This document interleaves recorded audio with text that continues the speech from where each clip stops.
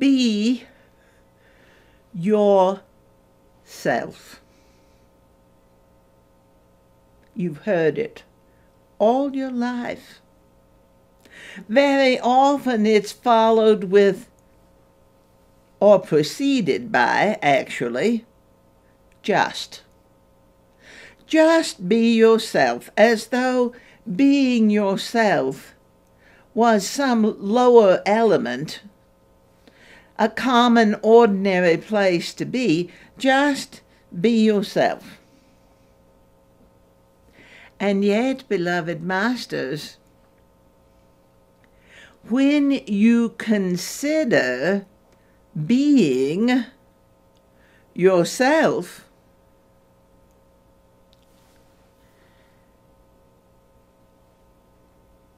there is, yes, a long pause.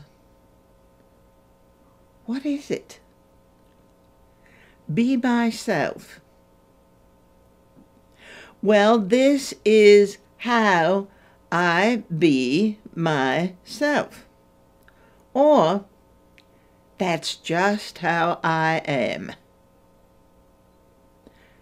But it is, beloved masters, to be yourself, to discover who you are, to let go of things that you have created, facades, illusions, personas, to present yourself in what your ego might tell you, or perhaps the world might tell you, is an acceptable manner. And yet it is, beloved masters, when you feel into that presentation, is it really you? Does it feel natural?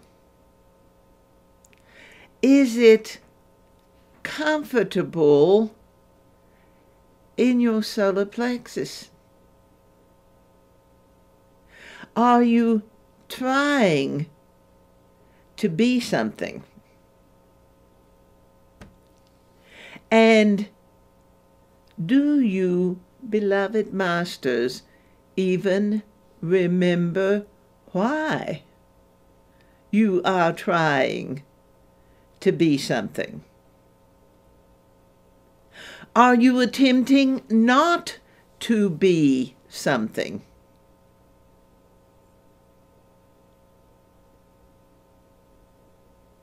And do you have any idea why what you are attempting not to be is unacceptable? And we're not particularly talking about what you might call socially unacceptable habits. We're talking about who you are.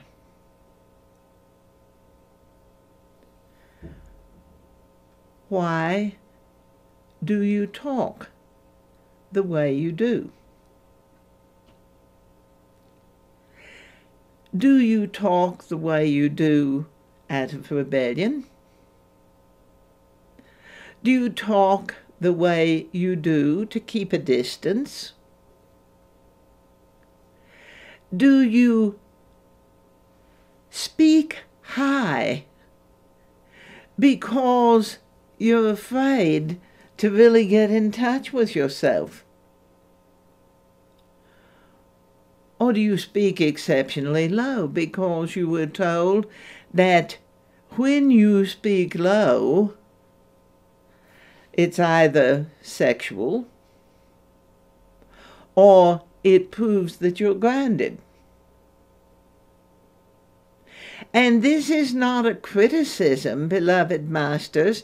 It is simply a directive to draw you to consider Are you comfortable with how you present yourself? A lot of the changes that people will make throughout their lifetime are based on statements, comments, judgments that other people make, which very often then get formulated into judgments that you make against yourself. How do I look? Is one of the first things that people will say when they are prepared to go out the door. If someone is standing there, how do I look? Do I look all right? How do you feel? Do you feel all right? There was a song from the stage play Annie that said, "You're never fully dressed without a smile." And so, beloved masters, how often do you smile? Do you smile because you're happy?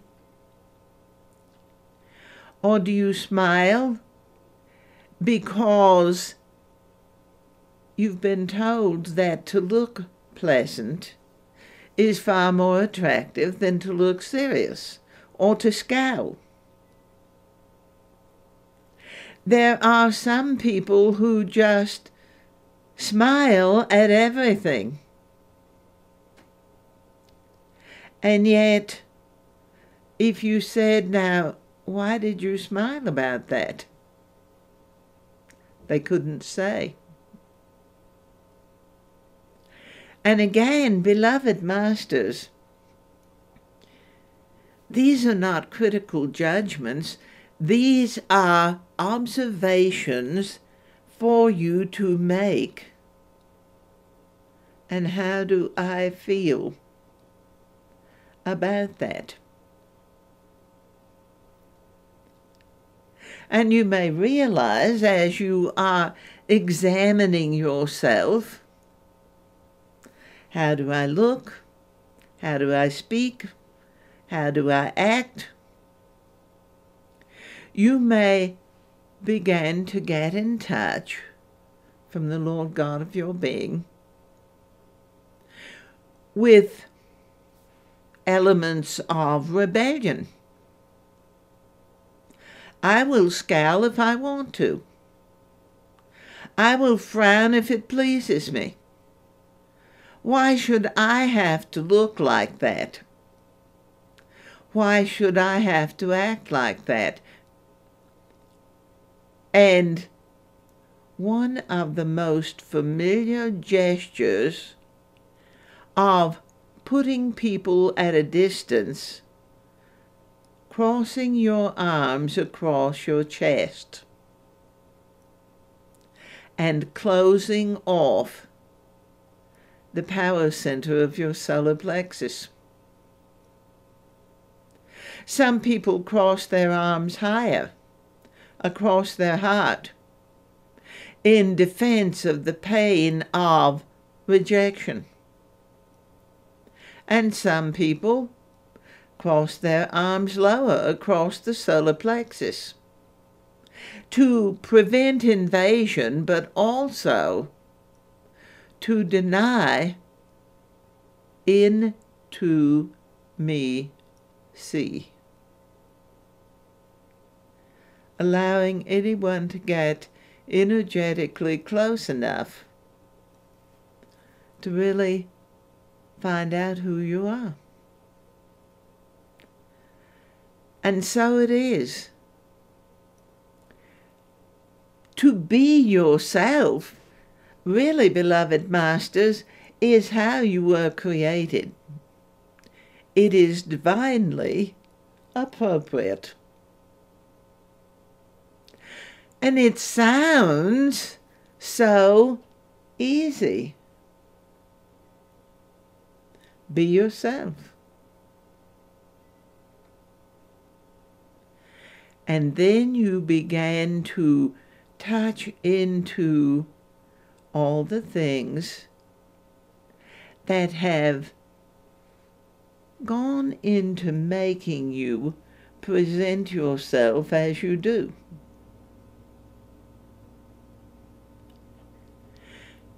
And being yourself becomes a path of self-discovery. It becomes a recognition. It becomes a walk down memory lane of where perhaps when you were small, someone praised you for being a very cute child. And in the back of your mind, you made a note, people like that. And at 3 or 4 or 5, it was very charming. At 16 or 33 or 47, it may seem a bit out of place. Recognizing how you fit with yourself. Are you allowing yourself to grow? Or are you attempting to stay the way you have been? Because after all, if you began to make changes, who would you be? Perhaps after all this time of lifetimes in the illusion, you might be yourself if you began to allow yourself to change. And what you discover there, beloved masters, may be far more pleasing than you might have imagined.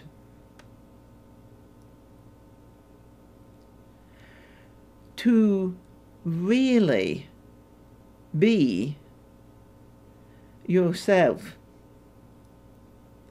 does not have to be complicated, and yet in the beginning, as you are in the discovery phase of who you are, and getting comfortable with it, forgiving the limiting judgments that have been imposed upon you by the world, by those close to you, by yourself, and just being free to be you.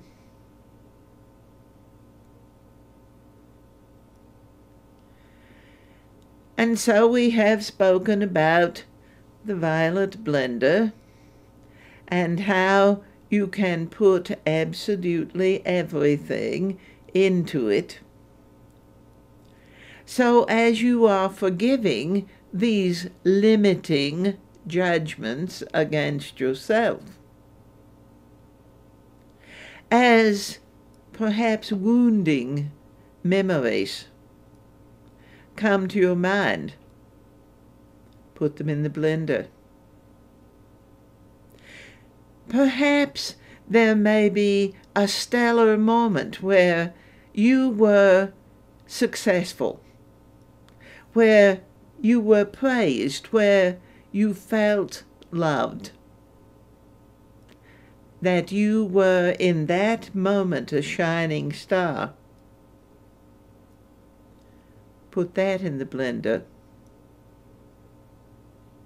Oh, feel the ego saying, no, I can't put that moment in the blender, I'll lose it.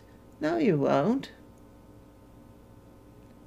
Because the blender isn't about destruction, and the blender is not about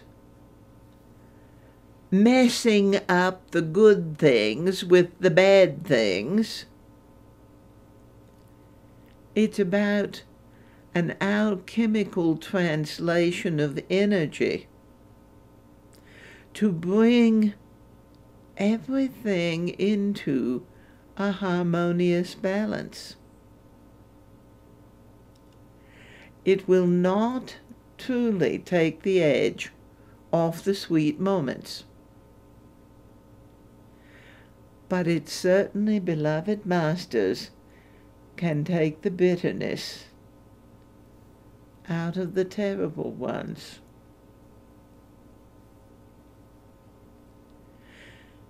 To be easy with yourself.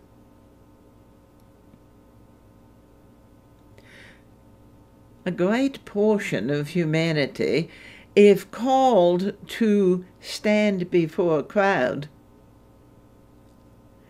develops a major case of nerves. There are a few people that can stand before a crowd and not have a problem, but most people have judgments about how they will appear. If asked a question, will I be able to answer? What if they put a camera in my face? What will people see? How do I look? What will they hear? Put it in the blender. Because, beloved masters, there is nothing that any human being can be that is more appropriate than being exactly who they are.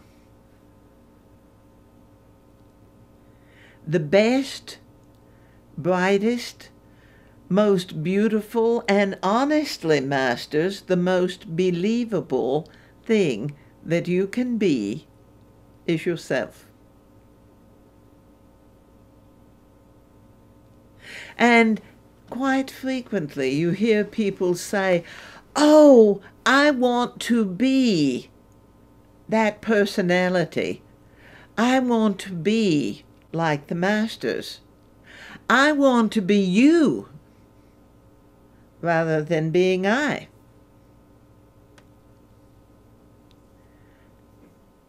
But a secret about divine law, you can't be them. Even if you try.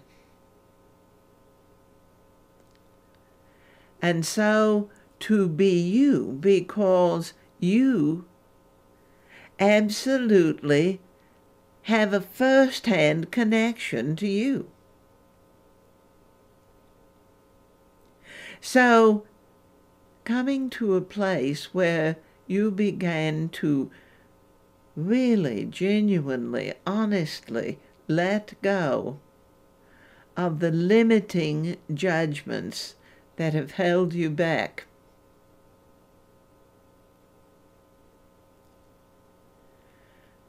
When you go for a job interview,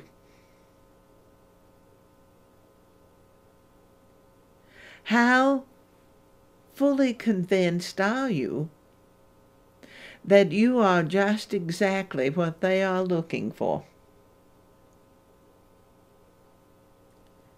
When you talk to a group about a talent that you possess,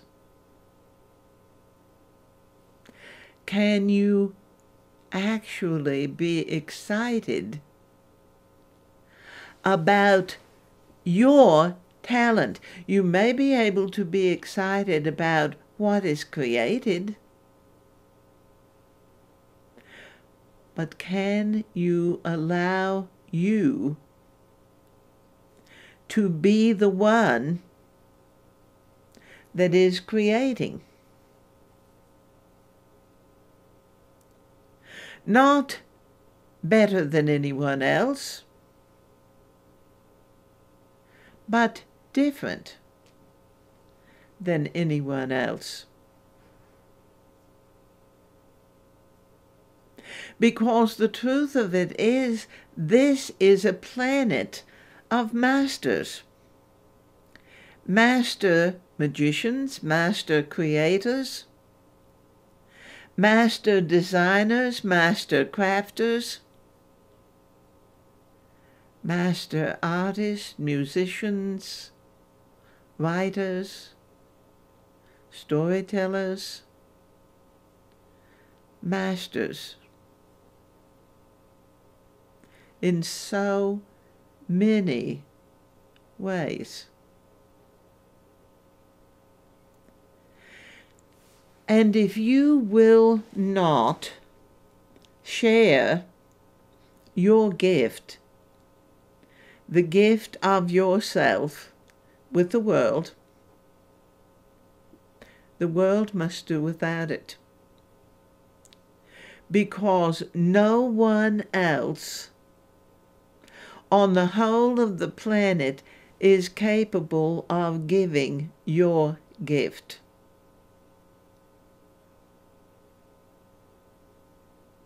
And the ego, in creating the jeopardy of being who you are, may whisper, you can't do it nearly as good as they can.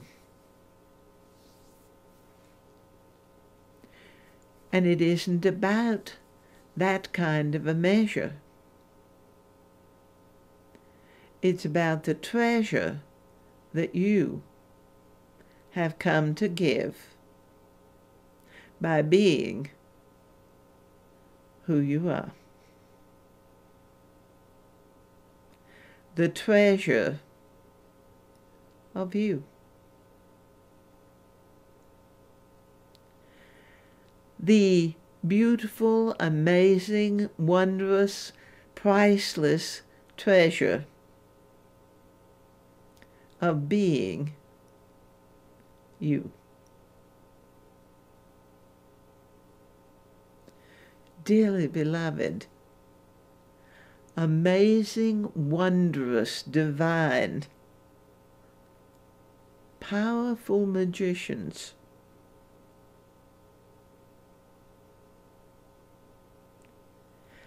so letting go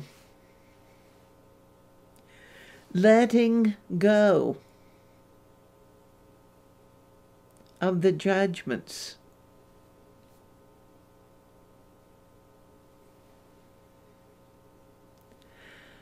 so that you, in these times of revelation, are revealed.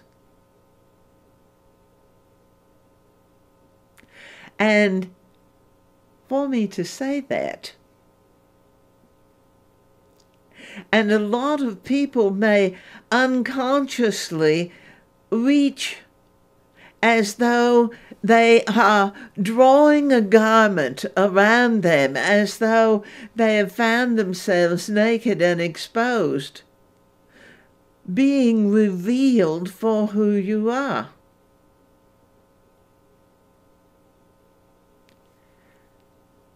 Loving yourself so well that the self-consciousness of being naked drops away.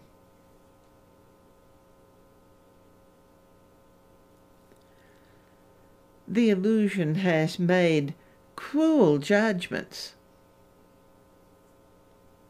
about almost everything. There is almost an obsession in these times about weight. The medical profession has deemed that even football players are overweight, even though it's all muscle. There is the obsessive necessity to be thin to the point of anorexia. There is the derision around obesity. You just don't have to be that way.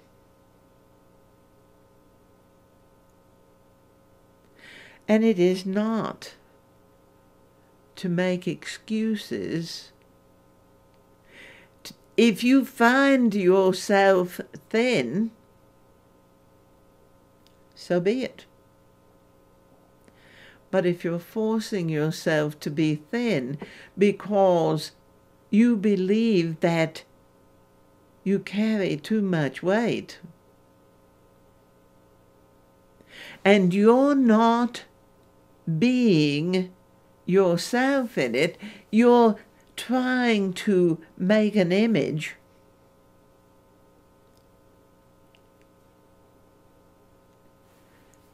how painful is it to live with your own personal criticisms if you are obese?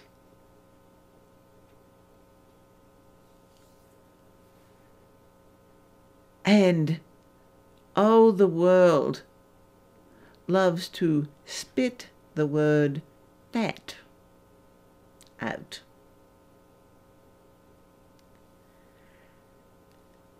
And yet, if you find that that is where you are, can you love yourself in it? Not an excuse, a rebellious, I love myself this way, but can you love yourself so well that you can be comfortable with your image, whatever it is? Because in the extremes of these times, beloved masters, some people have developed such a distorted image of themselves that even if others might look at them and say, you're just fine, and they would see themselves as crucially overweight. Or if others said, you're too heavy, and yet you discover that you fit very well with how you function, and the greatest measure of being yourself, physically, mentally, emotionally,